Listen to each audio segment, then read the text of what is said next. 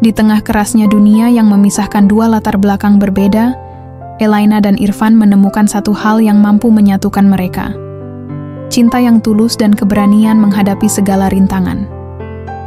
Dari keluarga yang tak setuju hingga teman-teman yang meragukan, perjalanan mereka bukan hanya soal perbedaan, tapi tentang bagaimana dua hati berani melawan dunia demi satu masa depan yang penuh harapan. Selamat datang di kisah yang akan membuatmu percaya bahwa cinta sejati bisa mengubah segalanya.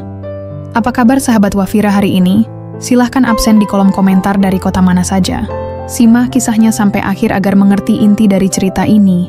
Dan dukung terus channel Wafira Story agar semakin berkembang dengan cara subscribe, like, dan share channel Wafira Story agar tidak ketinggalan cerita-cerita menarik lainnya. Mentari pagi menyinari jendela kaca besar apartemen mewah di pusat kota Yerusalem. Di balik tirai tipis yang melambai oleh angin lembut, tampak sosok wanita berdiri mematung, menatap keluar dengan pandangan kosong. Ia mengenakan gaun tidur putih dari sutra, rambut pirangnya dibiarkan tergerai lepas hingga melewati bahu. Namanya Elaina Miriam Cohen, seorang janda berusia 32 tahun, pemilik saham mayoritas di salah satu perusahaan properti ternama di Israel. Wajahnya cantik, dengan garis lembut yang mencerminkan keturunan campuran Eropa Timur Tengah. Tapi di balik wajah yang tampak tenang itu, ada luka yang belum sembuh. Sudah setahun berlalu sejak tragedi kebakaran yang merenggut nyawa suaminya, Jonathan Cohen, saat hiking sendirian di kawasan hutan Ein Kerem. Tak ada yang menyangka seorang pebisnis mapan seperti Jonathan memilih berlibur ke hutan, padahal ia selalu lebih menyukai resort mewah. Tapi hari itu, entah mengapa, Jonathan berkata ia ingin menyendiri, ingin mencari ketenangan. Itu adalah hari terakhir Elaina melihatnya. Hidupun Elaina menghela napas panjang, hidupnya kini dikelilingi kemewahan, koleksi lukisan mahal, mobil sport di garasi bawah, dan saldo rekening yang nyaris tak terbatas. Namun semua itu tak bisa mengisi kekosongan yang kian lama kian dalam di hatinya. Ia telah kehilangan sesuatu yang lebih penting, arah dan makna. Ia melangkah pelan ke meja kaca di ruang tengah, memandangi bingkai foto yang diletakkan di atasnya. Dalam foto itu, terlihat dirinya, Jonathan, dan Irfan, sopir pribadi mereka waktu itu. Elaina tersenyum tipis melihat wajah pemuda Asia itu. Ia ingat betul bagaimana Irfan selalu tersenyum ramah, berbicara lembut, dan menunjukkan kesopanan yang luar biasa. Berasal dari Indonesia, Irfan dikontrak oleh Jonathan melalui agensi internasional 2 tahun lalu. Elaina mengaku, awalnya ia menganggap Irfan seperti pekerja lainnya, profesional tapi tidak terlalu berarti. Tapi waktu membuktikan sebaliknya, Irfan bukan hanya sekadar sopir. Ia sering membantu Jonathan mengurus berbagai urusan pribadi. Ia tahu jalan-jalan sempit Yerusalem lebih baik daripada GPS. Ia selalu siap sedia mengantar Elaina kemanapun, tanpa keluhan. Bahkan saat Elaina menangis diam-diam di dalam mobil karena pertengkaran dengan Jonathan, Irfan hanya diam, memutar musik lembut, dan menawarkannya sebotol air. Tanpa kata, tapi penuh pengertian. Setahun lalu, kontrak Irfan habis. Ia berpamitan dengan Jonathan dan Elaina untuk kembali ke tanah airnya. Waktu itu, Elaina merasa seperti kehilangan seseorang yang penting. Tapi ia menepis perasaan itu. Itu hanya karena aku terbiasa dengan kehadirannya, ujarnya saat itu dalam hati.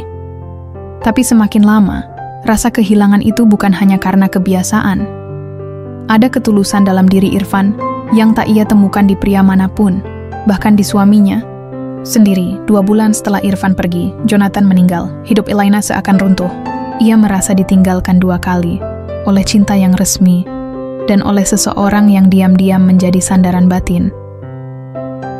Hari ini, setelah setahun, Elaina merasa ada sesuatu yang harus ia lakukan. Ia merasa seperti terjebak dalam rumah emas yang mencekik. Perlahan, semua orang menyangka ia kuat, karena ia tetap hadir dalam rapat, tetap tampil memukau dalam gala dinner, dan tetap menyumbang ke yayasan sosial. Tapi tak ada yang tahu, malam-malamnya selalu berlalu dalam kesepian yang nyaring. Siang itu, Elaina duduk di ruang kerja kecil di sudut apartemen, membuka sebuah laci yang jarang disentuhnya. Di dalamnya, terdapat beberapa benda yang disimpan, rapi, sebuah buku catatan milik Jonathan, beberapa surat cinta lama, dan satu surat yang tak pernah ia buka. Dengan tangan gemetar, Elaina membuka amplop tersebut. Tulisan tangan Jonathan terpampang rapi di atas kertas. Elaina, jika aku tak kembali dari perjalananku ini, jangan menangis terlalu lama. Aku tahu aku bukan suami yang sempurna, tapi ada satu hal yang ingin aku titipkan padamu. Irfan. Aku tahu ini terdengar aneh, tapi aku percaya padanya. Dia adalah pria yang bisa kau andalkan, bahkan lebih dari diriku. Jika hidup ini terlalu berat untuk kau jalani sendiri, carilah dia. Jangan karena dia beda bangsa dan agama, kau lupakan bagaimana dia membuatmu merasa aman. Jujur saja, aku sering merasa kalah dari ketulusannya. Jonathan, mata Elaina memanas. Surat itu seperti membuka kembali ruang dalam hatinya yang sudah lama ia kunci. Kata-kata Jonathan menyentuh sisi yang selama ini ia abaikan, kejujuran. Mungkin Jonathan tahu, jauh di lubuk hati, Elaina menyimpan sesuatu untuk Irfan. Mungkin Jonathan bahkan menyadari bahwa cinta yang tulus tak mengenal batas. Elaina menghapus air matanya. Ia menatap ponselnya, lalu mencari nama Irfan di kontak. Tak ada. Irfan tidak pernah membawa ponsel pribadi selama bekerja. Ia hanya memakai ponsel kerja milik perusahaan. Tapi, ia ingat satu hal. Sebelum pergi, Irfan sempat menyebutkan bahwa ia akan kembali ke kampung halamannya di Jakarta. Jakarta, kota besar yang ramai, asing, dan jauh dari kehidupannya kini. Tapi di sanalah, mungkin, ia bisa menemukan kedamaian yang hilang. Sore itu, Elaina keluar dari apartemen dengan langkah yang lebih mantap. Ia melewati lorong yang penuh cermin dan lampu gantung kristal. Namun tak satu pun yang membuatnya berhenti. Ia tak lagi tertarik pada kilau semu. Ia ingin mencari sesuatu yang nyata. Ia memesan tiket pesawat ke Jakarta. Keputusan itu bukan impulsif. Ini adalah panggilan hati, yang selama ini ia bungkam dengan logika. Sebelum tidur, ia menatap langit malam dari balkon apartemennya. Udara, Yerusalem terasa dingin, tapi ada kehangatan kecil yang tumbuh di dadanya. Ia tahu, ini mungkin perjalanan yang berat, tapi ia siap. Bukan hanya untuk mencari Irfan, tapi untuk menemukan kembali siapa dirinya sebenarnya. Dan siapa tahu, mungkin di ujung perjalanan ini, ia bukan hanya menemukan cinta, tapi juga jalan pulang bagi jiwanya yang telah lama tersesat. Bandara Soekarno-Hatta terasa asing, namun sekaligus menggugah rasa penasaran di hati Elaina. Ini kali pertama ia menginjakan kaki di Indonesia, negara asal Irfan. Meski matanya diselimuti kantuk akibat penerbangan panjang dari Tel Aviv via Singapura, ada semacam semangat baru yang tumbuh dalam dirinya. Sebuah harapan yang tak bisa ia definisikan dengan kata-kata. Setelah mengurus visa turis secara kilat dan melewati bagian imigrasi, Elaina dijemput oleh sopir hotel berbintang 5 yang telah ia pesan sebelumnya. Mobil melaju pelan di jalanan ibu kota yang penuh sesak, tapi Elaina tidak terlalu peduli. Matanya sibuk mengamati segala sesuatu di luar jendela. Motor-motor yang berdesakan, pedagang kaki lima di trotoar, gedung pencakar langit berdiri berdampingan dengan rumah-rumah sederhana. Di tengah kekacauan itu, Elaina merasa anehnya nyaman. Tak ada formalitas mencolok seperti di Yerusalem. Tak ada tatapan sinis dari sosialita di pesta amal. Hanya hiruk-pikuk manusia yang menjalani hidup apa adanya. Setibanya di hotel, Elaina menolak untuk langsung beristirahat. Ia segera membuka laptop dan mulai menelusuri situs-situs daring, mencoba mencari jejak Irfan. Namun, seperti yang ia duga, nama Irfan terlalu umum di Indonesia. Tak satu pun hasil pencarian memberi petunjuk yang pasti. Namun, ada satu hal yang ia ingat. Beberapa minggu sebelum Irfan pulang ke Indonesia, mereka sempat mengobrol cukup lama saat menunggu Jonathan dalam rapat tertutup. Elaina, yang biasanya cuek terhadap para staf, mendapati dirinya ingin tahu lebih banyak tentang Irfan. Saya mungkin akan kembali ke Jakarta. Kalau tidak, ke kampung halaman ayah saya di daerah Garut, Jawa Barat, kata Irfan saat itu, sambil tersenyum ringan. Garut? Apakah itu jauh dari Jakarta? Tanya Elaina. Cukup jauh, sekitar 5 atau 6 jam dengan mobil. Tapi tenang, di sana udaranya sejuk dan pemandangannya indah. Kalimat itu terngiang jelas dalam benaknya. Garut. Sebuah nama yang tak pernah ia lupakan sejak hari itu. Esok paginya, Elaina memutuskan sesuatu yang nekat. Ia menyewa mobil dan sopir pribadi melalui layanan khusus. Kepada resepsionis hotel, ia meminta bantuan mencari pemandu lokal yang bisa membawanya ke Garut. Tak ada rencana pasti, hanya tekad bulat dalam hatinya. Perjalanan ke Garut ditempuh selama hampir 6 jam. Di sepanjang jalan, Elaina hanya terdiam. Pandangannya menatap keluar, menyesap setiap detil. Sawah terbentang luas, gunung menjulang di kejauhan, anak-anak sekolah berjalan kaki di pinggir jalan desa. Saat memasuki wilayah Kabupaten Garut, udara berubah menjadi lebih sejuk. Pepohonan rindang menyambut mereka. Sopir yang mengantarnya, seorang pria ramah bernama Dedi, mencoba mengajak ngobrol. Ibu datang ke sini untuk liburan, ya? Elaina mengangguk pelan. Semacam mencari seseorang. Wah, semoga ketemu, Bu. Dedi lalu menjelaskan bahwa di Garut ada banyak kampung kecil. Ia pun bertanya lebih lanjut, apakah Elaina punya nama lengkap atau keluarga dari orang yang ia cari. Namanya Irfan, dulu bekerja di luar negeri. Dia pernah cerita kampung ayahnya di Garut, tapi saya tidak tahu nama desanya. Dedi berpikir sejenak, lalu mengangguk. Kalau begitu, kita coba ke daerah Bayongbong dulu. Banyak orang yang kerja ke luar negeri berasal dari sana. Mobil pun meluncur ke arah Bayongbong, melewati jalanan sempit yang meliuk-liuk.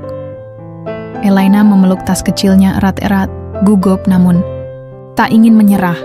Setibanya di pasar tradisional Bayongbong, Dedi turun dan berbicara dengan beberapa warga. Sementara itu, Elaina tetap di dalam mobil. Ia memandangi sekitar. Aroma rempah dan gorengan khas Indonesia memenuhi udara. Anak-anak berlari sambil tertawa. Wanita-wanita tua duduk di tikar menjual sayuran. Ia merasa seperti kembali ke masa lalu, bukan masa lalu dirinya, tapi milik orang lain yang ingin ia pahami. Tak lama kemudian, Dedi kembali. Bu Elaina, saya tadi tanya ke warga. Katanya ada satu Irfan yang pernah kerja di luar negeri. Ayahnya tinggal di kampung Pasirwangi. Mau kita coba ke sana? Elaina mengangguk cepat, matanya mulai berbinar. Mereka pun melanjutkan perjalanan ke Pasirwangi. Setibanya di sana, mereka berhenti di depan rumah panggung sederhana yang dikelilingi pohon jambu dan beberapa tanaman hias. Seorang pria tua sedang duduk di kursi bambu depan rumah. Pak, permisi. Saya mau tanya apakah benar ini rumah Pak Rahmat, ayahnya Irfan? Tanya Dedi sopan. Lelaki itu mengangguk. Betul, saya Rahmat. Tapi Irfan sekarang tinggal di Bandung. Baru seminggu lalu, kesini. Hati Elaina mencelos, antara lega dan kecewa. Ia sudah sedekat ini, namun Irfan tak ada di rumah. Bolehkah saya minta alamat atau nomor teleponnya? Tanya Elaina dengan bahasa Inggris yang diterjemahkan Dedi. Pak Rahmat memandangi Elaina cukup lama, lalu mengangguk. Dia memang cerita tentang seorang nyonya dari luar negeri yang sangat baik padanya. Katanya pelan. Dia kerja di restoran sekarang, di Bandung. Elaina menerima secarik kertas berisi alamat dan nomor ponsel Irfan. Tangannya gemetar. Semua ini seperti mimpi. Setelah mengucapkan terima kasih, Elaina kembali ke mobil. Perjalanan ke Bandung akan memakan waktu sekitar 2 jam lagi. Tapi ia tidak peduli. Hatinya dipenuhi perasaan yang sulit digambarkan. Gugup, senang, takut, sekaligus rindu. Sambil mobil melaju di jalanan Garut menuju Bandung, Elaina membuka catatan di ponselnya. Ia menuliskan satu kalimat sederhana. Aku tidak tahu apa yang kutemukan di ujung perjalanan ini, tapi aku tahu, ini bukan sekadar pencarian. Ini tentang seseorang yang diam-diam menyentuh hatiku, bahkan saat aku sendiri belum sadar. Ia menatap keluar jendela. Langit mulai berubah warna. Senja menggantung manis di cakrawala. Di balik pegunungan yang siluetnya membentang jauh, kenangan yang tak hilang menuntunnya pada satu tujuan, Irfan. Sinar matahari pagi menyusup melalui sela-sela tirai kamar hotel di Bandung. Elaina berdiri di depan cermin dengan jantung berdebar. Malam tadi ia tidak bisa tidur nyenyak. Berkali-kali ia menatap kembali secarik kertas berisi alamat Irfan dan nomor ponselnya. Ia belum berani menghubunginya. Entah kenapa, ia ingin bertemu langsung, tanpa memberi peringatan, tanpa jeda untuk Irfan bersiap atau menghindar. Di lobi hotel, sopir yang sama, Dedi, sudah menunggu. Elaina memberikan alamat restoran tempat Irfan bekerja, sesuai keterangan dari ayah Irfan. Restoran itu terletak di kawasan Dago, kawasan sejuk dan ramai di utara Bandung. Mobil melaju pelan di jalanan yang dipenuhi kendaraan dan pepohonan rindang. Di dalam mobil, Elaina meremas-remas ujung tas tangan kecilnya. Hatinya gamang. Ia sudah melintasi benua, meninggalkan kehidupannya di Yerusalem, namun justru di detik-detik inilah keraguannya mengendap. Bagaimana jika Irfan sudah melupakan dirinya? Bagaimana jika Irfan telah memiliki seseorang? Dedi berhenti di depan sebuah restoran bernama Waroeng Tepi Langit. Bangunannya tidak besar, namun memiliki teras kayu yang menghadap perbukitan. Udara pagi yang segar menyambut Elaina saat ia turun dari mobil. "Silakan, Bu, saya tunggu." "Di mobil," ujar Dedi. Elaina mengangguk dan melangkah masuk. Suasana restoran masih sepi karena baru buka. Beberapa pegawai tampak sedang merapikan meja dan menyapu lantai. Seorang wanita muda berseragam mendekat. "Selamat pagi, Ibu. Mau makan atau ada janji dengan seseorang?" tanyanya ramah. Elaina mencoba tersenyum. "I'm looking for someone named Irfan. I heard he works here." Petugas itu tampak berpikir sejenak, lalu mengangguk. "Mas Irfan ada di dapur. Saya panggilkan ya." Elaina mengangguk pelan, sementara jantungnya mulai berpacu lebih cepat. Ia berdiri di dekat jendela restoran, memandangi hamparan perbukitan yang dibalut kabut tipis. Suara langkah kaki terdengar dari arah belakang. Dan saat ia menoleh, waktu seperti berhenti. Irfan berdiri di ambang pintu dapur, mengenakan celemek berwarna hitam, matanya membelalak melihat sosok di hadapannya. "Elaina?" Suara itu hampir seperti bisikan. Elaina tersenyum, matanya berkaca-kaca. "Hello, Irfan." Irfan melepas celemeknya dengan tergesa dan berjalan mendekat. Masih tak percaya. Kamu benar-benar di sini?" Elaina hanya mengangguk, lalu tanpa bisa ditahan lagi, air matanya menetes. "Aku datang untuk bertemu kamu, untuk memberitahumu banyak hal." Irfan menarik napas panjang. Tubuhnya tampak tegang, namun matanya tak lepas dari wajah Elaina. Mereka berdua lalu duduk di meja pojok restoran yang sepi. Setelah secangkir teh panas disajikan oleh pelayan, Elaina mulai bercerita. Suaranya pelan, namun syarat dengan emosi. 2 bulan setelah kamu pergi, suamiku, Jonathan, meninggal dunia. Dia hiking sendirian ke kawasan hutan Yerusalem. Ada kebakaran hebat, tubuhnya tidak bisa diselamatkan.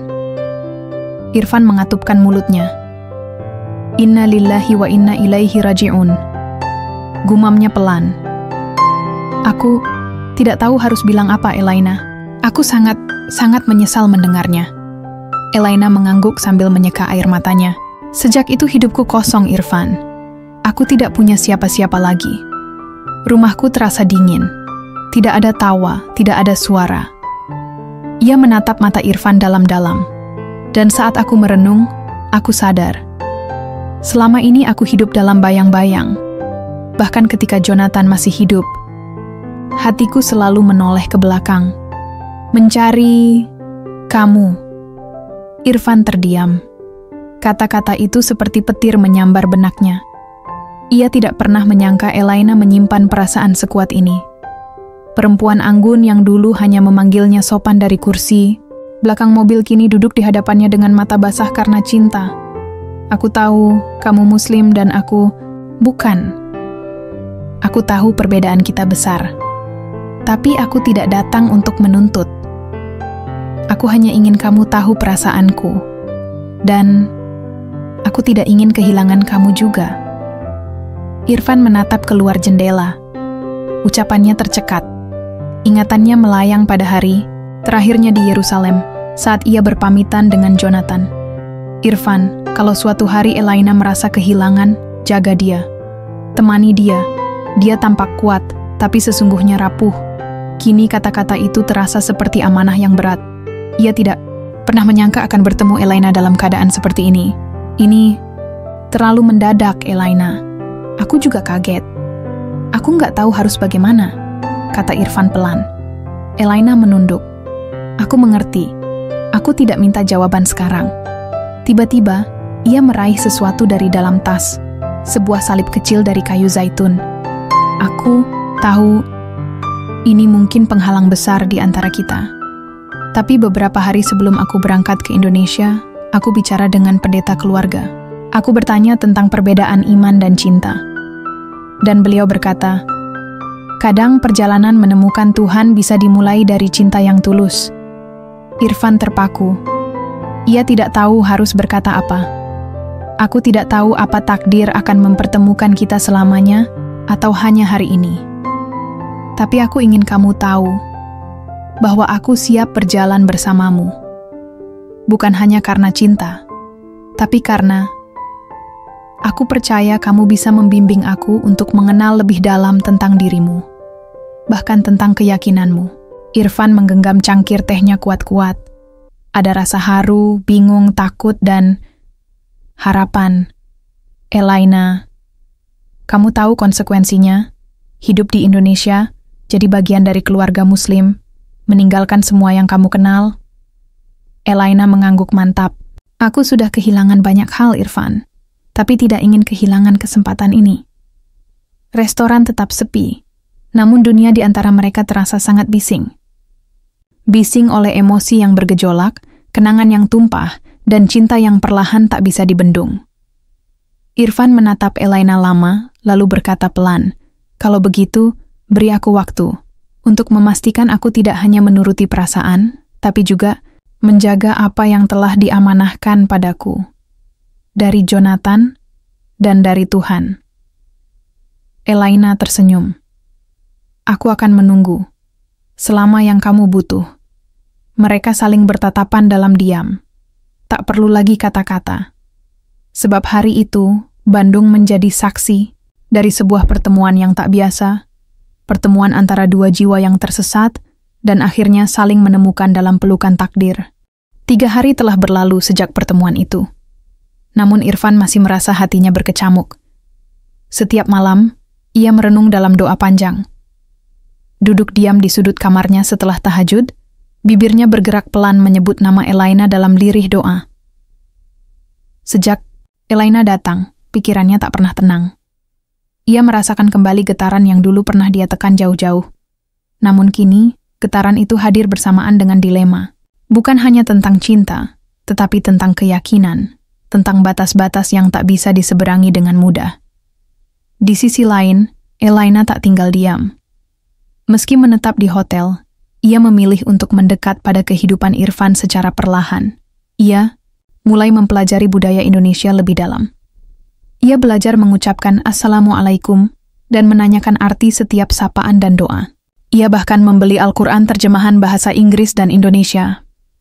Suatu sore, Irfan akhirnya memberanikan diri mengundang Elaina makan malam di rumah kontrakannya. Rumah itu sederhana, hanya terdiri dari 2 kamar, ruang tamu kecil, dan dapur yang bersih. Elaina datang dengan mengenakan tunik panjang dan kerudung tipis berwarna biru laut. Bukan karena ia harus, tapi karena ia ingin menghargai. Dan Irfan melihatnya dengan mata yang tak bisa disembunyikan kekagumannya. Terima kasih sudah datang, kata Irfan, sedikit canggung.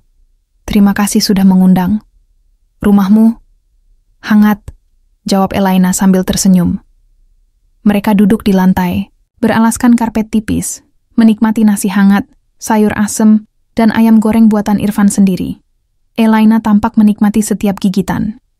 Ini jauh lebih enak dari makanan di hotel, katanya. lalu tertawa kecil. Dan dari makanan yang biasa aku makan di Yerusalem. Irfan ikut tertawa, namun tawanya menguap cepat ketika Elaina bertanya serius. Irfan, aku ingin tahu, bagaimana kamu melihat hubungan kita? Apa mungkin? Irfan meletakkan sendoknya. Perlahan.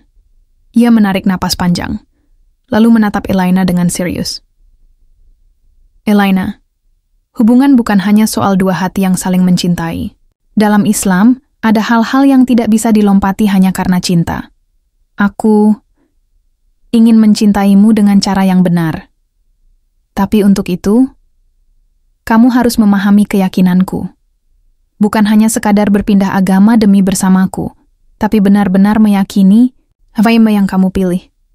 Elaina mengangguk pelan. Aku tahu, dan aku tidak ingin menjadi muslim hanya agar kita bisa bersama. Aku ingin tahu lebih banyak. Aku ingin belajar, mengenal Tuhan lewat caramu. Perkataan itu membuat dada Irfan bergetar. Ia tak pernah menyangka, wanita asing dari negeri jauh, itu mampu menunjukkan ketulusan sedalam ini. Mulai malam itu Elaina mengikuti Irfan ke berbagai kajian kecil di masjid dekat rumah. Ia duduk di pojok ruangan, memakai selendang sebagai penutup kepala, menyimak setiap ceramah yang diterjemahkan oleh Irfan di telinganya secara perlahan. Ia menulis catatan, membaca, bertanya, dan bahkan mulai belajar mengucapkan bacaan salat. Waktu berlalu, dan dalam proses itu Irfan pun mulai membuka hatinya. Ia tidak lagi melihat Elaina hanya sebagai wanita cantik dari masa lalunya, tetapi sebagai sosok pencari, seseorang yang sungguh ingin mendekat kepada kebenaran, meski jalannya tidak mudah. Namun, jalan itu tak sepenuhnya mulus. Suatu malam Irfan mendapat telepon dari ibunya di kampung halaman, yang mendengar kabar bahwa Irfan dekat dengan wanita asing. "Kamu main-main, Irfan?" Suara ibunya tajam. "Tidak, Bu. Dia baik, sopan, dan sedang belajar Islam." "Kamu pikir mudah. Dia bukan dari budaya kita, bukan dari agama kita. Kamu tahu apa yang akan orang-orang katakan? Apa kamu yakin dia benar-benar ikhlas masuk Islam, bukan karena kamu?" Irfan terdiam. Ia tahu kekhawatiran ibunya bukan tanpa alasan. Tapi ia juga tahu, Elaina tak layak diragukan ketulusannya. Malam itu, setelah salat Isya, Irfan menatap langit-langit kamar, lalu mengambil ponselnya dan mengirim pesan ke Elaina. "Besok, aku ingin mengenalkanmu kepada seseorang. Seseorang yang sangat berarti buatku." Keesokan harinya, Elaina datang mengenakan gamis sederhana dan jilbab yang kini mulai terasa akrab di kepalanya. Ia gugup, namun juga penuh semangat. Irfan menjemputnya dengan motor tua miliknya. Mereka menuju rumah salah satu guru ngaji Irfan, Ustaz Hilmi, seorang ustaz yang dikenal bijak dan lembut dalam berdakwah. Di rumah sederhana bercat hijau muda itu, Elaina duduk di ruang tamu dengan tangan gemetar. Irfan menemaninya, sementara Ustaz Hilmi duduk di depan mereka dengan senyum hangat. "Elaina," kata Ustaz Hilmi dalam bahasa Inggris yang cukup lancar. "Aku dengar kamu ingin mengenal Islam?" Elaina mengangguk. "Yes, not only for love, but because I feel something peaceful here. Something I didn't feel before." Ustaz Hilmi tersenyum lebih lebar. "Islam is a journey of the heart, and your heart must arrive before your tongue says the shahadah." Percakapan panjang terjadi hari itu tentang Allah, tentang Muhammad, tentang hakikat ibadah dan tujuan hidup. Elaina mendengarkan, menanggapi, dan meneteskan air mata ketika mendengar kisah Nabi Muhammad dan kasih sayangnya terhadap umat manusia. Sebelum pulang, Ustaz Hilmi berkata kepada Irfan, "Dia datang bukan karena kamu, Irfan, tapi karena Allah yang membimbingnya lewat dirimu. Jangan sia-siakan amanah ini." Kata-kata itu menggema di kepala Irfan sepanjang perjalanan pulang. Malam itu, Irfan berdiri lama di teras rumah, memandangi langit yang cerah bertabur bintang. Di tangannya, terpegang kalung kayu kecil yang dulunya dipakai Jonathan, suami Elaina.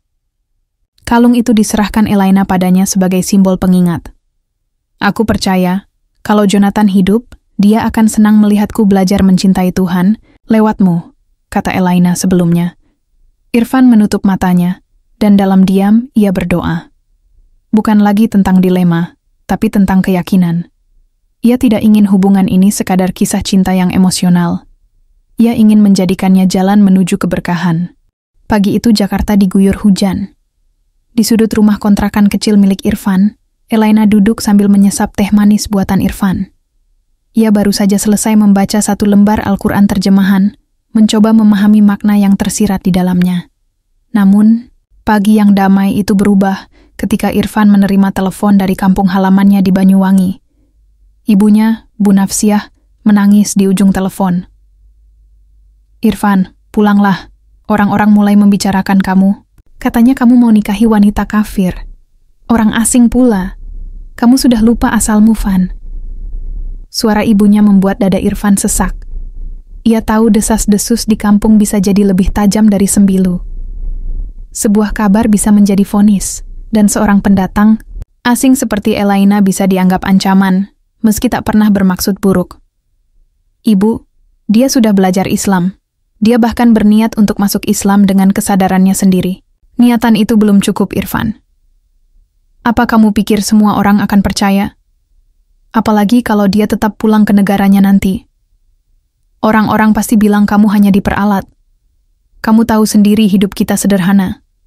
Sedangkan dia..." Irfan menggenggam. Ponselnya erat. Ia menatap Elaina yang tengah menunduk membaca. Ia ingin menjelaskan kepada ibunya, tapi tahu bahwa butuh waktu untuk menyentuh hati orang yang telah lama terbiasa dengan pandangan sendiri. Hari berikutnya, Irfan dan Elaina memutuskan untuk mengunjungi kampung halaman Irfan. Keputusan itu bukan tanpa pertimbangan. Elaina tahu ini akan menjadi ujian, tapi ia ingin membuktikan bahwa cintanya bukan main-main. Perjalanan menuju Banyuwangi memakan waktu lama, dan semakin mendekati kampung, Elaina terlihat semakin tegang. Ia memegang tas kecil di pangkuannya, mulutnya komat-kamit berdoa dalam bahasa Inggris, dan sedikit-sedikit dalam bahasa Indonesia. Ketika mereka sampai, Bu Nafsiah menyambut di depan rumah. Matanya sembab. Ia tidak menyapa Elaina, hanya melirik cepat lalu membalikkan badan masuk ke dalam. "Maafkan ibuku," ujar Irfan pelan. "It's okay," jawab Elaina. "Aku sudah siap. Hari-hari pertama di kampung bukanlah hal yang mudah." Anak-anak kecil memandangi Elaina seolah ia makhluk dari planet lain. Para tetangga berbisik-bisik di belakang mereka. Bahkan ada seorang ibu yang berkata dengan nada keras saat lewat depan rumah. Zaman sekarang, orang bisa lupa sama akar cuman gara-gara cinta sesaat. Namun Elaina bertahan. Ia membantu Bu Nafsiah memasak, mencuci, bahkan menyapu halaman rumah. Ia juga ikut dalam kegiatan posyandu desa dan membagikan makanan ke anak-anak. Lambat laun, beberapa warga mulai melunak, terutama para ibu yang melihat kesungguhan Elaina. Sementara itu, Irfan mengajak Elaina menghadiri pengajian di surau kampung yang dulu sering ia datangi. Banyak mata memandang aneh, namun Ustaz Ridho, pengasuh surau itu, menyambut mereka dengan senyuman. "Jika hatinya tulus, Allah yang akan membimbingnya," ujar Ustaz Ridho dengan bijak. "Dan tugas kita bukan menghakimi, tapi membimbing. Namun tak semua bisa menerima." Salah satu tetangga yang paling vokal adalah Pak Sutarno, pensiunan guru agama yang dikenal keras. Kalau dia betul-betul mau masuk Islam, kenapa belum bersyahadat? Juga, apa jangan-jangan hanya akal-akalan saja untuk tinggal lebih lama di sini? Cetusnya saat rapat RT berita ini sampai ke telinga Bu Nafsiah. Hatinya gundah. Meski hatinya belum sepenuhnya luluh, ia tak bisa menutup mata terhadap perubahan Irfan. Anak itu terlihat lebih dewasa, lebih sabar, dan lebih tenang. Ia pun diam-diam memperhatikan Elaina. Cara ia menyapu pelataran rumah, cara ia tersenyum tulus meski dilecehkan, dan cara ia membaca buku-buku Islam dengan kesungguhan. Suatu malam, Bu Nafsiah mengajak Elaina duduk di dapur. "Kamu tahu, Nak," kata Bu Nafsiah pelan, Aku tidak pernah membayangkan punya menantu orang asing, tapi aku juga tahu, tak semua yang asing itu buruk. Elena menatap mata perempuan tua itu dengan penuh haru. Terima kasih sudah menerima saya di rumah ini. Saya tahu belum bisa mendapatkan kepercayaan semua orang, tapi saya akan terus belajar. Jangan hanya karena Irfan kamu masuk Islam, ujar Bu Nafsiyah tajam. Karena kalau niatmu salah, hidupmu akan menderita. Elena tersenyum tipis. I come here because of love, but I stay because I found peace. Dan saya tahu, Tuhan memanggil saya dengan cara yang berbeda. Perkataan itu membuat Bu Nafsiyah terdiam lama. Mungkin pikirnya, perempuan ini memang sedang mencari cahaya yang belum pernah ia temui sebelumnya. Beberapa hari kemudian, Elena mengutarakan keinginannya pada Irfan dan Ustaz Ridho. Aku sudah siap. Aku ingin mengucapkan 2 kalimat syahadat. Ustaz Ridho memandang Elena lama, lalu berkata, kamu yakin tidak ada paksaan? Tidak karena Irfan? Tidak karena ingin diterima oleh warga sini? Elena menjawab dengan suara mantap. Tidak, Ustaz. Saya sudah menemukan ketenangan dalam Islam. Hati saya telah sampai ke tempat yang lama saya cari. Maka pada Jumat pagi, setelah salat subuh, Elena mengucapkan 2 kalimat syahadat di hadapan warga kampung, Ustaz Ridho, dan Bu Nafsiyah. Suasana hening. Elena menangis, Irfan pun begitu. Bahkan beberapa ibu yang dulu mencibir, kini meneteskan air mata. Setelah itu, Bu Nafsiyah mendekati Elena dan memeluknya erat. Selamat datang di keluarga kecil kami, Nak. Berita keislaman Elena menyebar ke seluruh kampung dan bahkan viral di media sosial setelah diunggah oleh seorang jurnalis lokal. Banyak yang tersentuh oleh keteguhan hati Elena dan keikhlasan Irfan dalam membimbing. Namun ujian belum selesai. Keluarga Elena di Yerusalem yang mengetahui kabar ini mulai mengirim pesan-pesan kemarahan. Kakaknya bahkan mengancam akan memutuskan hubungan keluarga. You betrayed our father's legacy. Tulisnya dalam surel panjang. You abandoned your faith, your country, and your dignity. Elena menangis saat membaca itu. Tapi kali ini, ia tak sendiri. Irfan menggenggam tangannya berkata, kamu kehilangan banyak hal karena cinta, tapi kamu menemukan dirimu yang baru, dan Allah tidak akan membiarkanmu sendiri. Waktu berlalu, dan lambat laun semua mulai menerima. Elena menjadi guru bahasa Inggris sukarela di kampung. Ia mengajar anak-anak dengan semangat, sementara Irfan kembali bekerja sebagai sopir freelance di Jakarta. Kisah mereka menjadi inspirasi banyak orang, bahwa cinta sejati bukan hanya tentang perasaan, tapi tentang kesediaan untuk melewati badai, memeluk perbedaan, dan bertumbuh bersama dalam keyakinan. Fajar menyingsing di kaki Gunung Raung. Kabut masih menempel malas di pucuk-pucuk pohon ketika Irfan menatap langit dari teras rumah ibunya. Embusan angin pagi membawa ketenangan yang tak bisa ia jelaskan. Sejak Elena mengucap 2 kalimat syahadat, hatinya kian mantap. Tapi satu hal masih menggantung, restu yang sejati, dari langit dan bumi, dari Allah dan dari manusia. Fan, suara lembut Elena memanggil dari belakang. Ia mengenakan mukena putih, masih dengan aroma sabun wangi yang khas. Tadi malam, aku mimpi ayahku. Dia berdiri di pelataran rumah kita di Yerusalem, tersenyum dan mengangguk. Lalu dia menghilang. Irfan menoleh pelan. Mungkin itu tanda bahwa dia telah ikhlas melepaskanmu untuk jalan hidup baru. Elena mengangguk. Tapi aku ingin kita melangkah lebih jauh. Aku ingin menikah, Irfan. Aku ingin bersamamu, bukan hanya sebagai penumpang takdir, tapi sebagai istri. Irfan menarik napas panjang. Aku pun ingin itu. Tapi ada satu hal yang masih harus kulakukan. Hari itu, Irfan pergi menemui Ustaz Ridho. Ia ingin meminta bimbingan dan nasihat pernikahan. Namun yang ia terima lebih dari itu. Pernikahan kalian bukan pernikahan biasa, Irfan. Ia melibatkan 2 dunia yang berbeda.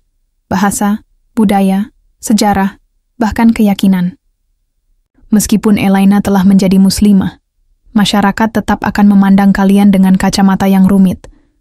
Kamu harus siap jadi pelindung, bukan hanya suami. Irfan mengangguk. Saya siap, Ustaz. Dan kau tahu, lanjut Ustaz Ridho, restu dari manusia penting, tapi restu dari Allah adalah utama. Maka, sebelum kamu menikah, ajaklah Elaina menunaikan umrah. Irfan tertegun. Umrah?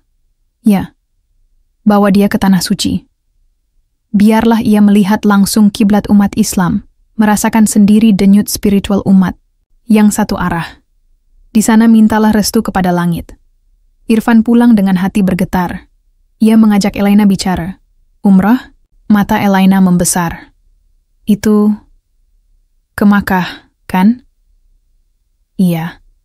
Kalau kamu bersedia, kita berangkat pekan depan. Aku ingin kamu mengenal Islam lebih dalam sebelum kita menikah. Bukan karena aku tak percaya, tapi karena aku ingin kamu benar-benar siap. Elaina menatapnya dengan mata berkaca. Kalau itu berarti satu langkah mendekat pada Tuhan dan mendekat padamu, aku bersedia. Pekan berikutnya, mereka menginjakkan kaki di Madinah terlebih dahulu, kota yang begitu menenangkan. Elaina mengenakan gamis longgar berwarna coklat susu dan jilbab putih. Sepanjang perjalanan ke Masjid Nabawi, ia terus menggenggam tangan Irfan. Air matanya jatuh saat melihat lautan manusia mengucap salam kepada Nabi Muhammad SAW. Aku merasa, pulang, bisiknya. Hari-hari mereka isi dengan ziarah dan belajar sejarah Islam. Di Masjidil Haram, saat pertama kali melihat Ka'bah, Elaina tak bisa menahan tangis. Ia bersimpuh, mengangkat kedua tangan, lalu berdoa dalam campuran bahasa Inggris dan Indonesia yang terbata. Ya Allah, aku tidak tahu apakah aku pantas. Tapi aku tahu, Engkaulah yang membawaku sejauh ini. Jika Engkau izinkan, jadikan aku perempuan yang layak untuk mencintai dalam ridhamu. Di Multazam, Irfan berdoa dalam diam. Ya Rob, aku tak punya apa-apa, tapi aku mencintainya karenamu. Aku ingin menjaganya bukan hanya di dunia ini, tapi sampai di akhirat nanti. Jika ia memang takdirku, mudahkanlah jalan kami. Di akhir perjalanan umrah mereka, di tengah suasana penuh ketenangan, Irfan melamar Elaina secara resmi di pelataran Masjidil Haram. Elaina binti Samuel, aku tak punya emas, tak punya kemewahan. Tapi aku punya niat dan cinta yang ingin kuhalalkan. Maukah kau menjadi istriku? Elaina tersenyum di antara air mata. Iya, dengan seluruh hati. Kepulangan mereka ke Indonesia disambut dengan hangat, terutama oleh warga kampung. Berita pertunangan mereka menyebar cepat, dan kali ini, bukan disambut cibiran, tapi rasa penasaran. Jadi benar mereka ke Mekah? Tanya Pak Sutarno yang dulu sinis, kini mulai melunak. Benar, jawab Bu Nafsiah.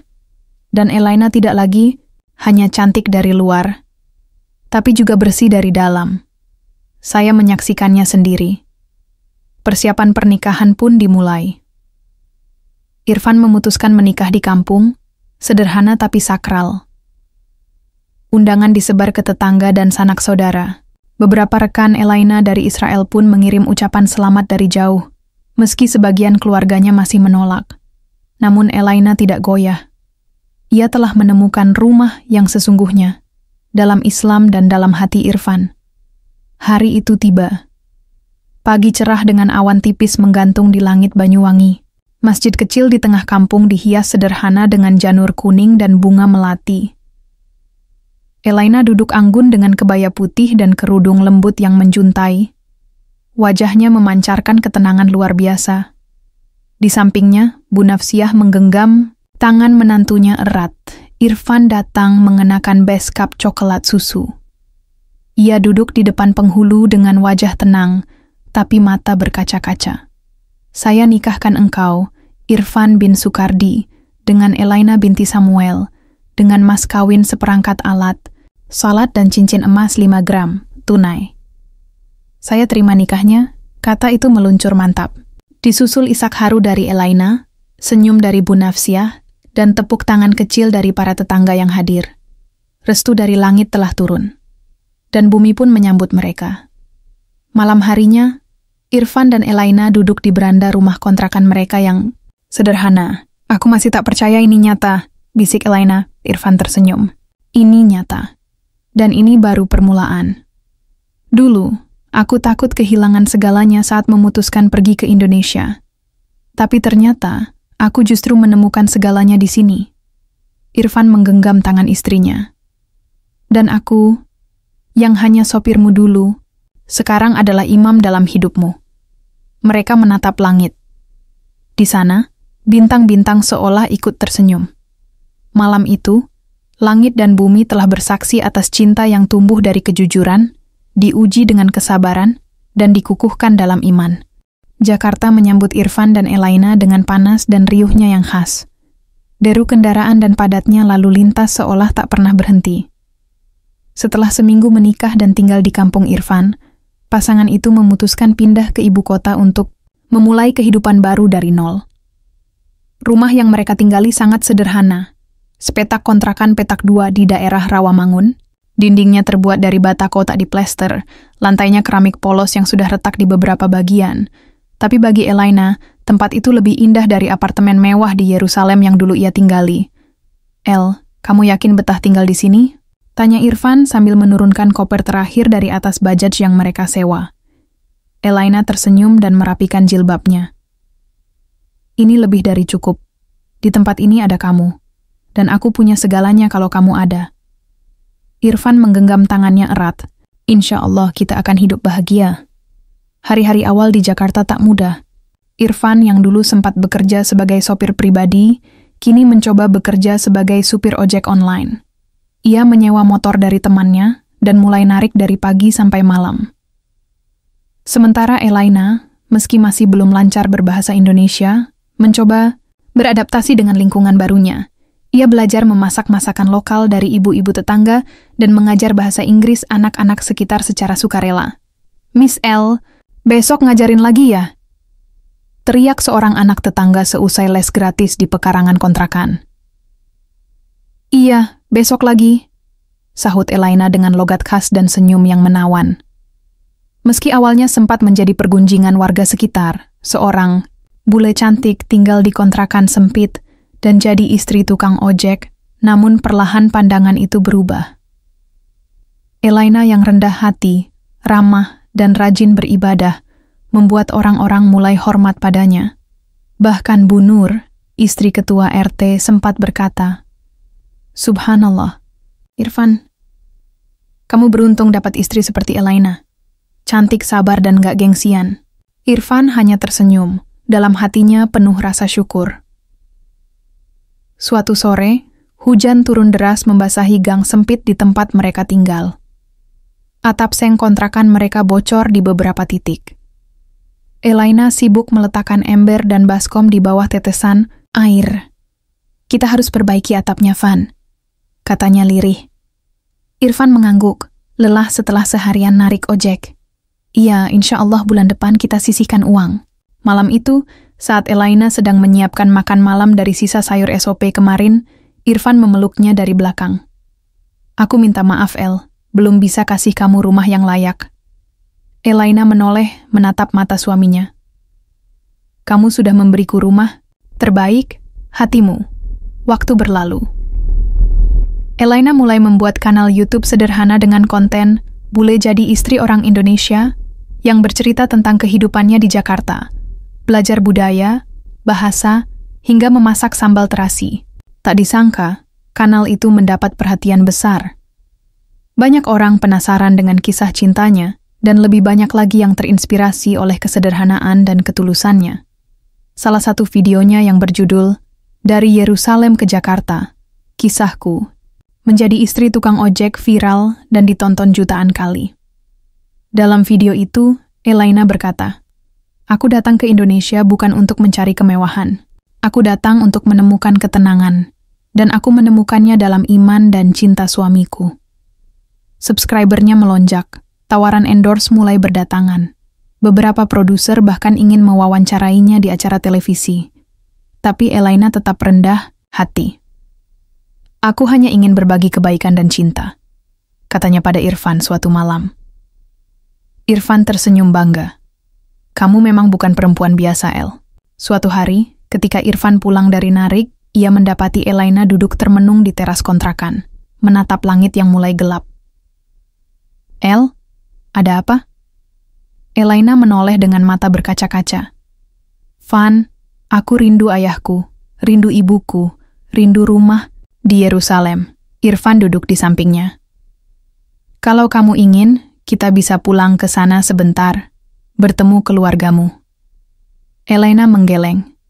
Tidak, aku memilih jalan ini. Tapi rindu tetaplah rindu. Meskipun rumahku sudah di sini, hatiku tetap membawa bagian dari masa laluku. Irfan menggenggam tangannya. Kamu tidak sendiri. Aku di sini. Kita bisa hadapi semuanya bersama. Air mata Elaina mengalir, tapi kali ini disertai senyum. Aku bersyukur, meski rumah kita kecil, tapi cinta di dalamnya sangat luas. Bulan berganti bulan. Kontrak rumah kecil mereka hampir habis, namun rezeki datang dari arah yang tak disangka. Kanal YouTube Elaina makin sukses, dan Irfan mendapat tawaran kerja tetap sebagai koordinator driver ojek online di sebuah perusahaan transportasi digital. Dengan tabungan yang cukup, mereka pindah ke rumah kontrakan yang sedikit lebih besar dan layak. Rumah itu tetap sederhana, namun memiliki 2 kamar, dapur kecil, dan ruang tamu yang bisa menampung lebih banyak tamu. Pada dinding ruang tamu, Elaina menggantung bingkai foto pernikahan mereka di kampung, dengan latar masjid dan senyuman penuh kebahagiaan. Di bawah foto itu tergantung tulisan tangan Irfan yang dibingkai rapi. Rumah bukan soal besar atau kecilnya, tapi tentang siapa yang kau ajak tinggal di dalamnya. Setiap malam, mereka sholat berjamaah di ruang tengah, saling menguatkan dengan doa dan zikir. Di waktu senggang, mereka berbagi kisah, bercanda, atau memasak bersama. Dari sebuah rumah kecil di tengah ibu kota, cinta mereka tumbuh besar. Lebih besar dari kemewahan dunia, lebih hangat dari matahari siang Jakarta, dan lebih kokoh dari bangunan pencakar langit yang mengelilingi mereka. Dan bagi Elaina, rumah itu bukan sekadar tempat tinggal. Itu adalah tempat ia menemukan jati dirinya. Tempat ia mengenal Tuhannya, dan tempat ia menjalani cinta sejati. Pagi itu langit Jakarta cerah, burung-burung kecil berkicau di pepohonan sempit yang tumbuh di sela-sela gang. Elaina tengah menyiram pot-pot kecil berisi daun kemangi dan cabai rawit di halaman depan rumah kontrakan baru mereka. Irfan sudah berangkat, kerja, dan ia berencana merekam konten YouTube tentang memasak sayur lodeh hari ini. Namun sebelum kamera dinyalakan, suara ketukan di pintu mengejutkannya. Tok, tok, tok. Dengan langkah ringan, ia membuka pintu. Seorang pria tinggi, berambut, perak, berpakaian formal berdiri di depan rumah, ditemani seorang wanita parubaya berjilbab modis. Elaina? Tanya pria itu dengan nada berat namun tak asing. Elaina terdiam. Jantungnya berhenti sesaat. Ayah? Pria itu mengangguk. Yes, it's me, your father. Suasana ruang tamu mendadak sunyi. Elaina duduk berhadapan dengan kedua orang tuanya, mata masih berkaca-kaca. Sudah hampir 2 tahun ia tak mendengar suara ayah dan ibunya secara langsung. Hanya kabar dari kejauhan yang ia dapat, dan itu pun minim. Ayah, ibu, kenapa bisa kalian kesini? Tanyanya pelan. Ibunya, Miriam, meraih tangan Elaina, memandang putrinya dengan mata yang sama lelahnya. Kami lihat videomu. Kami tahu kamu ada di sini. Kami merindukanmu. Tapi waktu aku kirim surat dan pesan, kalian tidak jawab. Karena kami marah saat itu. Keputusanmu meninggalkan semua, memilih menikahi pria yang tak kami kenal, di negara asing, memeluk agama yang berbeda. Itu mengguncang kami, Elaina. Ujar sang ayah tegas. Tapi waktu berlalu. Dan ketika kami melihat senyummu di layar, hidup bahagiamu dengan Irfan, kami sadar. Mungkin kami yang salah. Kami datang untuk mengajakmu pulang. Elaina mematung. Pulang? Ya. Lanjut ibunya dengan suara lembut. Pulang ke Yerusalem. Hanya sebentar saja. Ayahmu sakit. Kami ingin melihatmu sebelum waktu kami benar-benar habis. Hari itu, dunia Elaina seperti terbelah 2. Sore harinya, ketika Irfan pulang, ia mendapati Elaina sedang duduk sendiri, matanya kosong menatap dinding. El, kenapa? Kamu sakit? Tanyanya khawatir. Elaina menoleh, pelan-pelan air mata mengalir di pipinya. Ayah dan ibu datang. Dari Yerusalem. Apa? Irfan kaget. Mereka kesini? Elaina mengangguk. Mereka ingin aku pulang, menjenguk. Ayah. Katanya beliau sakit. Irfan mendekat, duduk di samping istrinya. Kamu mau pergi? Aku bingung, Van. Aku takut mereka menekanku untuk tak kembali. Tapi, aku juga ingin melihat mereka. Bagaimanapun, mereka orang tuaku. Irfan menggenggam tangannya. Kamu boleh pergi. Aku percaya padamu. Dan, kalau kamu ingin, aku akan ikut. Elaina menatap mata suaminya. Kamu mau ikut ke Yerusalem? Bukankah cinta harus ikut kemanapun kau pergi? 2 minggu kemudian, Irfan dan Elaina tiba di Yerusalem. Kota tua itu menyambut mereka dengan udara dingin dan aroma roti gandum panggang dari kios-kios di jalanan sempit. Rumah orang tua Elaina masih berdiri kokoh, namun kini terasa asing bagi Irfan. Di ruang tamu, keluarga besar Elaina berkumpul. Beberapa menyambut hangat, sebagian menatap Irfan dengan tatapan curiga. Dia Muslim? Bisik salah satu sepupu Elaina. Ya, dan dia suamiku, jawab Elaina tegas. Hari-hari di Yerusalem menjadi ujian tersendiri. Ayah Elaina memang benar sakit, namun masih cukup kuat untuk berbicara. Setiap malam ia berdialog panjang dengan putrinya. Tentang masa lalu, tentang harapan, dan tentang pilihan hidup. Elaina, ucapnya pada malam kelima. Kau tahu, aku tak pernah menyetujui kepergianmu. Tapi kini, setelah melihat matamu, caramu memandang Irfan, aku paham. Kau tak melarikan diri. Kau mencari rumah yang sesungguhnya. Elaina menunduk, menggenggam tangan ayahnya. Maafkan aku, ayah. Ayahnya tersenyum tipis. Aku sudah memaafkanmu sejak hari pertama melihat videomu. Namun kedamaian itu tak berlangsung lama. Salah satu paman Elaina, seorang tokoh masyarakat di komunitas Yahudi Ortodoks, menolak kehadiran Irfan mentah-mentah. Kami tak bisa menerima orang asing, seorang Muslim dari negara jauh, menjadi bagian dari keluarga kita, ucapnya keras, di depan keluarga. Irfan berdiri dengan sopan, wajahnya tetap tenang. Saya tidak datang untuk mencari penerimaan, tapi untuk menghormati keluarga istri saya. Saya tak akan memaksa siapapun menerima saya, tapi saya akan selalu menghargai kalian. Elaina berdiri di samping suaminya. Jika kalian mencintai aku, maka kalian juga akan mencintai orang yang kucintai. Suasana hening. Namun saat itu, suara batuk ayah Elaina memecah keheningan. Cukup, kata sang ayah lirih. Kalau ada yang harus disalahkan, salahkan aku. Aku izinkan Elaina memilih jalannya sendiri, dan aku bangga padanya. Hari ke-10 di Yerusalem, Irfan dan Elaina berjalan berdua menyusuri gang kecil menuju Bukit Zaitun, tempat kenangan masa kecil Elaina bersemayam. Van, bisik Elaina. Aku tak percaya semua ini terjadi. Irfan menggenggam tangan istrinya. Kadang, masa lalu datang bukan untuk menakut-nakuti, tapi untuk memastikan kita tak lupa dari mana kita berasal. Elaina berhenti. Apa kamu menyesal ikut denganku ke sini? Irfan menggeleng.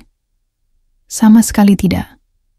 Karena di sini aku belajar bahwa kamu bukan hanya istriku, tapi jembatan antara dua dunia yang berbeda. Air mata Elaina mengalir. Kamu terlalu baik, Van. Dan di bukit itu, mereka berdoa bersama. Dua insan dari dua dunia yang berbeda, namun disatukan oleh cinta dan keyakinan bahwa takdir mereka saling melengkapi. Hari terakhir di Yerusalem. Sebelum mereka kembali ke Indonesia, ayah Elaina memanggil Irfan secara pribadi. Irfan, katanya lirih. Jaga putriku. Dia kuat, tapi hatinya lembut. Dan, jika suatu hari kamu punya anak, tolong biarkan dia tahu bahwa darah Yerusalem mengalir dalam dirinya. Tapi juga ajarkan dia tentang cinta dan damai, bukan fanatisme. Irfan menunduk, matanya berkaca-kaca. Saya janji, ayah.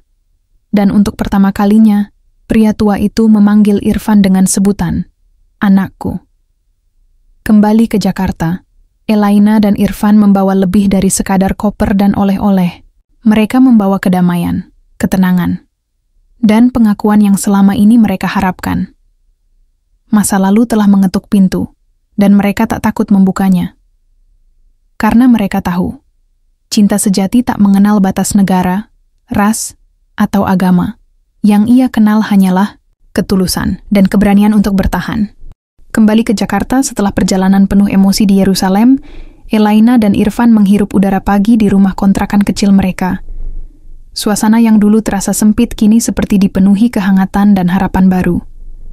Perjalanan ke tanah kelahiran, Elaina tak hanya merekatkan kembali tali keluarga, tapi juga menguatkan ikatan cinta mereka yang selama ini diuji oleh jarak dan perbedaan.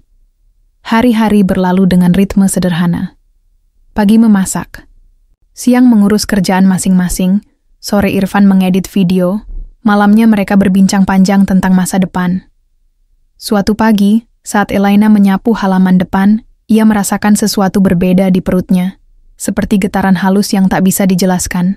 Ia berhenti, menaruh sapu, dan duduk di bangku kayu tua. Van, panggilnya perlahan ketika suaminya keluar dari kamar kecil. Aku merasa aneh hari ini. Irfan menghampiri, memandang istrinya penuh perhatian. Aneh bagaimana? Elaina tersenyum kecil. Seperti ada sesuatu yang hidup di dalamku. Aku pikir aku hamil.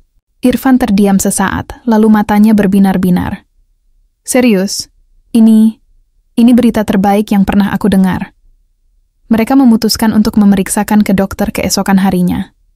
Di klinik kecil dekat rumah, dokter memeriksa dan mengkonfirmasi. Elaina memang sedang mengandung anak pertama mereka. Bahagia mereka tak terkira. Di tengah keterbatasan ekonomi, harapan dan sukacita tumbuh mekar. Keduanya yakin kehadiran buah hati adalah anugerah terbesar yang diberikan Tuhan di tengah kehidupan yang sederhana ini. Namun, kehamilan itu juga membawa tantangan baru. Suatu sore, saat hujan turun deras di luar, Elaina duduk di ruang tamu, memegang perutnya yang mulai membesar. Tubuhnya terasa lelah dan rasa mual kerap datang menghampiri. Irfan duduk di sampingnya, mengelus lembut bahu istrinya. El, kamu harus banyak istirahat. Aku akan urus semuanya.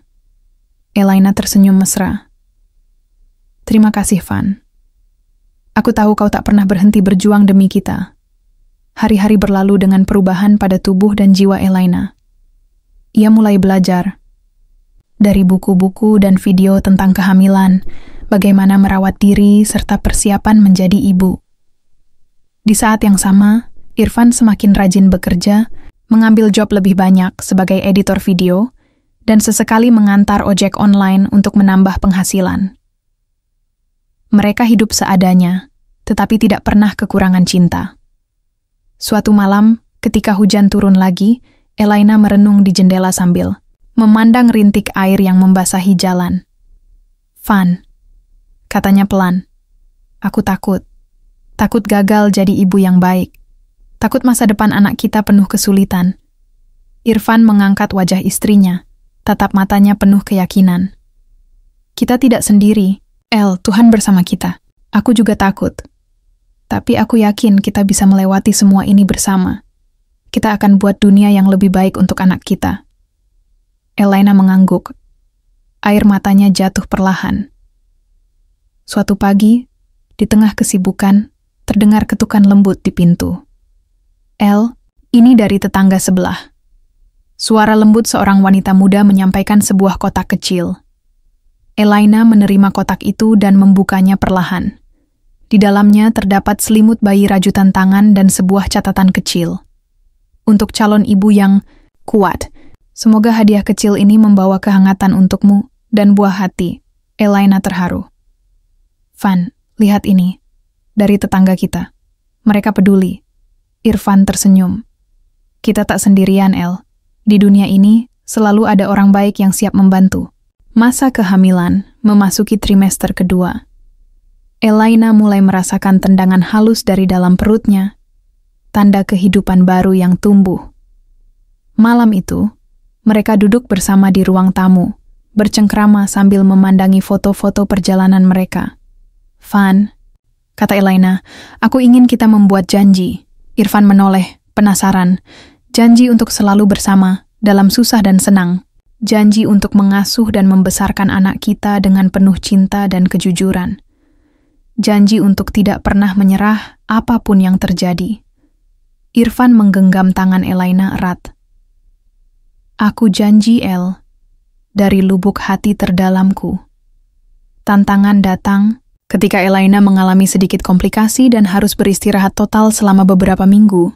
Irfan mengatur segalanya, mulai dari pekerjaan, memasak, hingga menjaga Elaina agar tidak stres.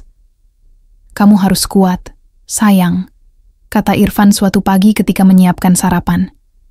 Elaina mengangguk, meski terkadang air mata masih menetes saat sendirian. Namun, dengan dukungan suami dan doa tetangga, semua terasa lebih ringan. Di tengah segala kesederhanaan, datang kabar menggembirakan. Dokter mengatakan, kehamilan Elaina berjalan baik dan janin sehat. Irfan dan Elaina pun memutuskan mengadakan doa syukur, kecil di rumah, mengundang beberapa tetangga dan teman dekat. Suasana hangat memenuhi rumah kontrakan yang sederhana. Tawa dan doa mengalir bersama. Elaina berdiri di depan teman-teman, suaminya menggenggam tangannya dengan penuh cinta. Terima kasih sudah menjadi bagian dari perjalanan kami.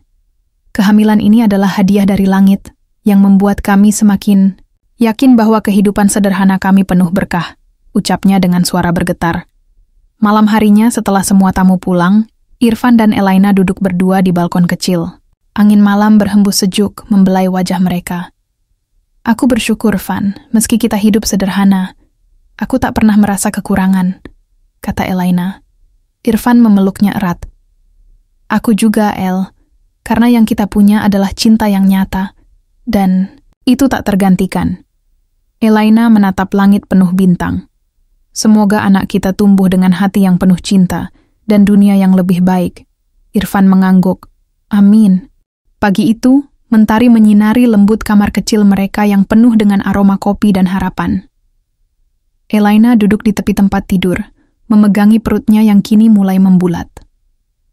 Di luar jendela, kota Jakarta yang riuh tetap berjalan tanpa henti, tapi di dalam hati mereka ada ketenangan yang tumbuh perlahan. Irfan baru saja pulang dari pekerjaannya yang menumpuk. Meski lelah, senyumnya tak pernah pudar ketika melihat Elaina. Bagaimana perasaanmu hari ini, sayang? Tanya Irfan sambil duduk di sebelahnya. Elaina tersenyum. Baik, meski kadang masih ada rasa lelah dan mual. Tapi aku senang, kita sudah sampai sejauh ini. Irfan menggenggam tangan Elaina erat. Kita akan terus melalui semuanya, bersama. Hari-hari berlalu dengan penuh rutinitas yang sederhana, tapi bahagia. Namun, tidak bisa dipungkiri bahwa dunia di luar mulai menimbulkan tantangan baru bagi mereka berdua. Perbedaan latar belakang antara Elaina yang berasal dari keluarga terpandang dan Irfan yang hidup sederhana sebagai pekerja kreatif seringkali membuat mereka merasa seperti berada di dua dunia yang berbeda. Suatu sore, Elaina mendapat telepon dari ibunya. Suara di ujung sana terdengar khawatir dan agak dingin. Elaina, ibu ingin bicara serius denganmu, ucap sang ibu. Kau tahu, keluarga kita tidak bisa menerima pilihanmu menikah dengan Irfan. Hidup kalian terlalu berbeda. Kami takut ini akan menyulitkanmu. Elaina menunduk, hatinya tercekat. Bu, aku mencintainya. Kami bahagia bersama. Aku tahu, tapi jangan lupa masa depanmu juga penting. Keluarga ingin yang terbaik untukmu, balas ibunya. Elaina terdiam, menutup telepon dengan perlahan. Di sisi lain, Irfan merasa tekanan yang sama dari lingkungannya.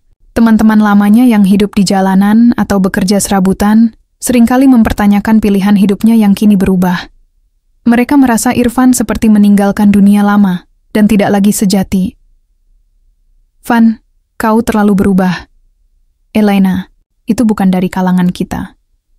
Kau harus ingat siapa dirimu, kata seorang teman saat mereka bertemu di warung kopi kecil. Irfan menatap tajam.